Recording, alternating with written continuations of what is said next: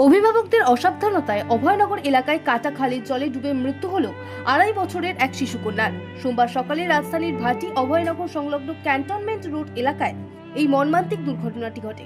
মৃত শিশুর নাম সপ্তদীপা সাহু। স্থানীয় সূত্রে জানা গেছে, গত 24 ঘন্টার বিক্ষিপ্ত বৃষ্টির জেরে এলাকার কাটা খালের জলস্তর বেশ কিছুটা বৃদ্ধি পেয়েছিল। এদিন সকালে সবার অলক্ষ্যে ওই খালের জলেই হাত পা ধুতে গিয়ে আচমকা তলিয়ে যায় ছোট্ট সপ্তদীপা। ঘরের মেয়েকে দেখতে না পেয়ে চারিদিকে খোঁজাখুঁজি শুরু করেন পরিবারের সদস্যরা। ভাটি অভয়নগর ব্রিজের সংলগ্ন একটা আড়াই থেকে 3 বছরের বাচ্চা জলে পড়ছে।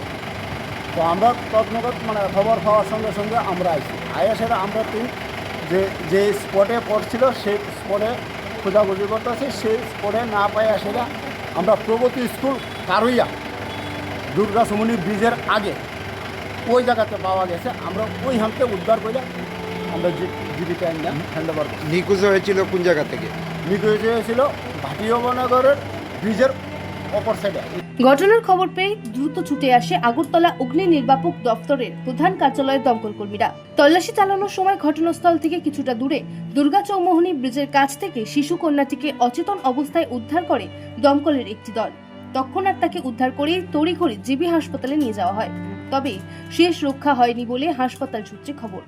এই হৃদয় বিদারক ঘটনায় গোটা ভাটি অভয়নগর এলাকায় গভীর শোকের ছায়া নেমে এসেছে। ত্রিপুরা থেকে দেবাশিস বোসের রিপোর্ট, সিএম ত্রিপুরা।